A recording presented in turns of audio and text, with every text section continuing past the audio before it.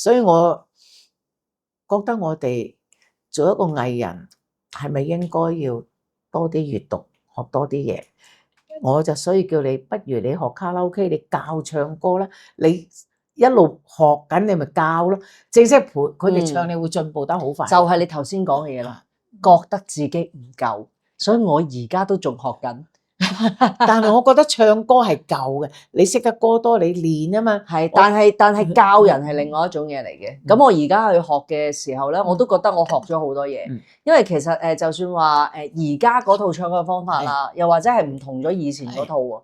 咁其實而家網上邊啊，就算我哋睇嗰啲即係網上嘅平台啊，或者係國內有好多平台啦，其實佢哋教唱歌都有好多技巧㗎。我都學咗好多啊，即係譬如話咽音啊、頭音啊、點樣搞啊、假聲啊、海豚聲啊，哇好多樣嘢。點樣可以個喉高啲啊，即係嗰個喉屈低啲啊、高啲啊又唔同啊咁樣，我自己都覺得好有興趣啊。咁所以我覺得係咪要教人咧？唔係，我想自己學咗先，我都好中意，同埋覺得好似同煮飯一樣，你識咗呢一套煮飯嘅方法，你多咗個工具用，咁你就好開心啦。咁樣，咁而家你唱歌表演，即係你都識得呢一套去表演呢樣嘢。會啊，會想用啊，即係想，譬如話我平時自己練嘅時候我有用啦，咁我出到台嘅時候咧，我點樣可以去運用到出嚟咧？因為有時喺個台嗰度實在太多突發性嘅嘢，或者係我哋估唔到嘅嘢啦。譬如話以前咧，我哋會用一個前邊嘅 mon， 我哋叫做台 mon 啦，咁就聽自己把聲，聽音樂聲嘅。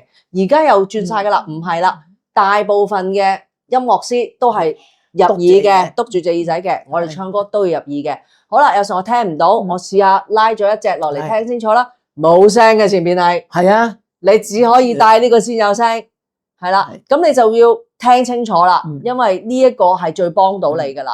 咁但係咧，有時咧亦都係未必話啱你聽啫，未必啱我聽噶嘛。即係可能你要尖音多啲，高音多啲，我唔得噶，太尖啊，低音要多啲。咁但係冇辦法顧及咁多人噶嘛，盡量教嘅啫。咁可能聽到我嘅時候，我唔舒服啊，唔舒服嘅時候就好難唱啦。咁樣唱得唔係好，即係有時未必係唱唔到嘅，而係唱得唔舒暢啊。咁樣唱得舒暢嘅，哇好開心，一路都帶住；唱得唔舒暢，我真係要除或者係點樣啦。我都唔慣帶住嚟唱。難嘅，其實係一個技巧嚟㗎都。